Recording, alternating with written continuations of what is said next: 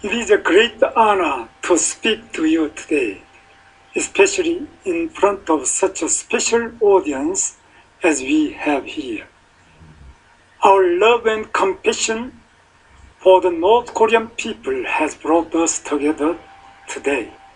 And on behalf of politicians of the Republic of Korea, I would like to offer my deepest respect and gratitude for your noble efforts to improve North Korean human rights. Please excuse my English, and I will speak in Korean from now. I'm sorry, please.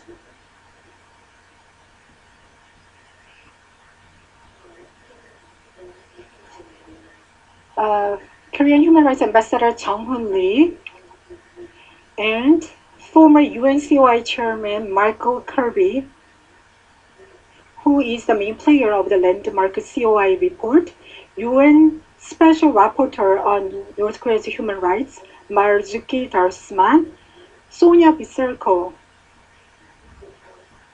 Dr. Victor Cha, North Korean Human Rights Special Envoy Robert King, Dr. Robert Cohen, President Carl Gershman of NED, Executive Director Greg Scalitu of HRNK, and North Korean human rights activists and North Korean defectors who are here with us, and US and Korean government officers and those from the press. I would like to thank you for your hard work.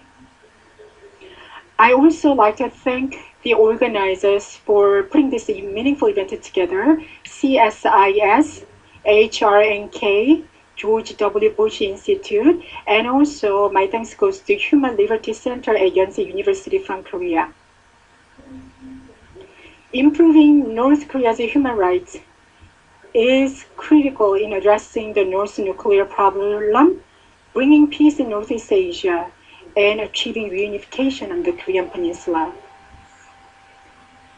Improving North Korea's human rights should be a priority pursuit in inter-Korean relations.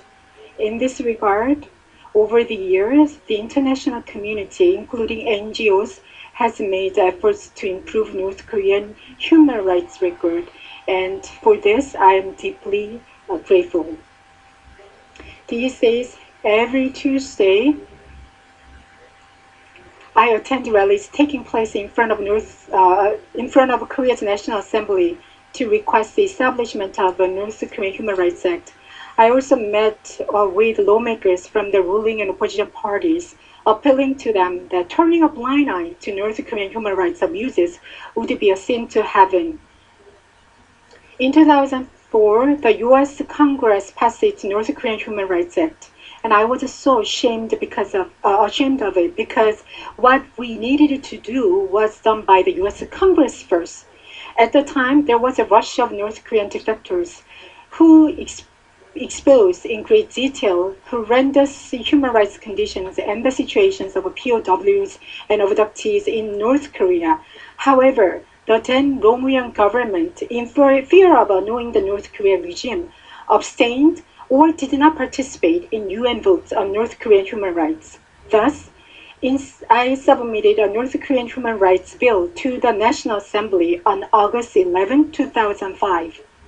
For the establishment of the North Korean Human Rights Act, I visited the U.S. Congress and human rights groups to find out the status of North Korean human rights and the background behind the establishment of the U.S.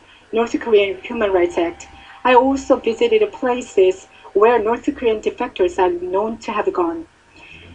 I also called for the investigation into the abduction of a Korean pastor and the situation of North Korean defectors in China by holding a press conference.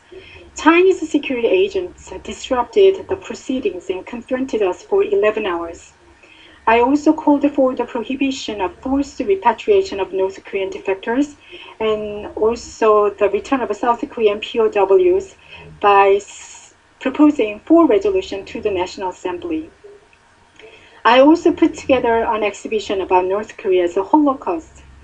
When I planned to resign as a lawmaker to run for the office of Gyeonggi provincial governor, North Korean human rights activists, including Sujan Schulte, were against it because they were concerned that my absence would be a setback in efforts to pass the North Korean Human Rights Act.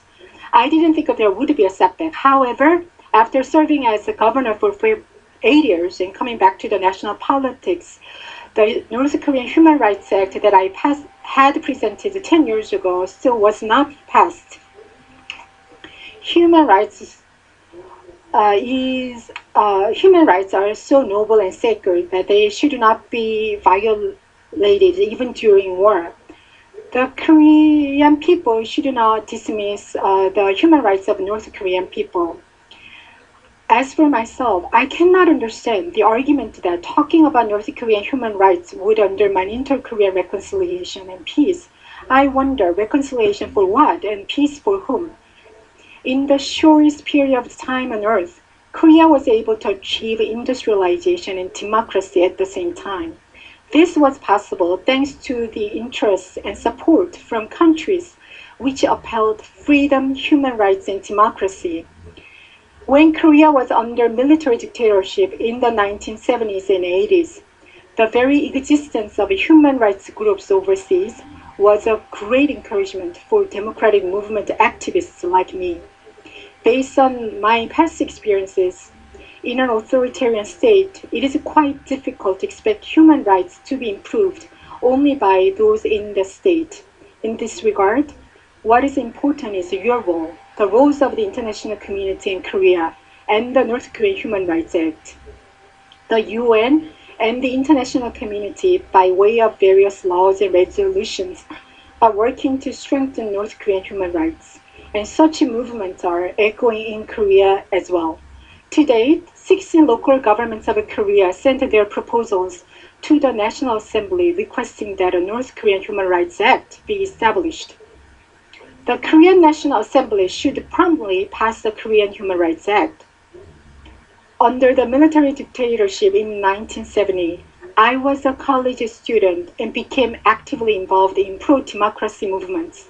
I was expelled twice from college, and it took 25 years for me to finally graduate from university. When I was expelled from school, I devoted myself to labor movements. I have lived as a worker for 7 years, and due to my involvement in labor movements, I was incarcerated and tortured. I spent 2.5 years in prison. When I was in the dark prison, it was a great comfort for me to know that someone out there was thinking of me and praying for me. It shed a light of hope. Those who are with us today are the very hope going forward for desperate North Koreans. I entered the political circle in 1994 and served as a 3-term lawmaker and Gyeonggi provincial governor. At present, I serve as the chairman of the Saenuri Party's Political Reform Committee. Until last year, for 8 years, I had served as the governor of Gyeonggi province, which was divided when Korea was divided into South and North Koreas. The Imjin River and the northern part of Gyeonggi province are so close, you could see the soil of North Korea and people within the reach of a hand. Whenever I saw North Korea with barren mountains and pitch darkness at night, I felt heavy in my heart thinking of the sufferings that the North Korean people faced. In 2008, for the first time in South Korea, I hired North Korean defectors as government officials. And today, there are more than 40 North Korean defectors working in the Gyeonggi provincial office. In my young days, I